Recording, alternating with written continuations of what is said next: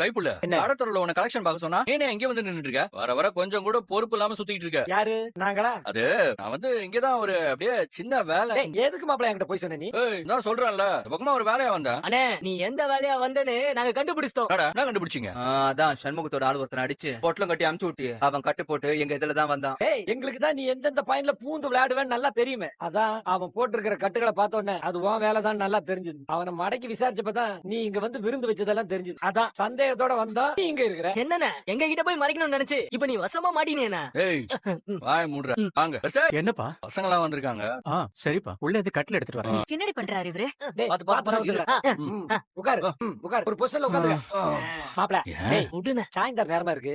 லைட்டா பசிக்கிறா மாப்பிள. யோ, சாயங்காலம் ஆனா போதுமே, இந்த பஜ்ஜி போண்டா மூஞ்சில எல்லாம் முழிக்காம நீ அடங்க மாட்டியே. அதெல்லாம் டைமுக்கு பாக்கலன்னு வச்சுக்கோ, ஆட்டோமேட்டிக்கா கை கால நடுக ஆரம்பிச்சிடும். என்ன டைப்புல? நான் வாங்கினா நீ அப்படியே சாப்பிடாத மாதிரி பேசுற. போடா, குடியாரம் தானடா நீ. வெடியா? சரி சரி பெருசு, என்ன பண்ற? கடைக்கு போய் சூடா பஜ்ஜி போண்டா எல்லாம் வாங்கிட்டு வாங்க. என்னடா மாப்பிள, அவங்க பிரச்சனைக்காக தான் இங்க வந்து உட்கார்ந்திருக்க. நான் வேணா பக்கத்துல இருக்கிற டீ கடையில பஜ்ஜி போண்டெல்லாம் நல்லா இருக்கும், வாங்கிட்டு வந்து தரவா?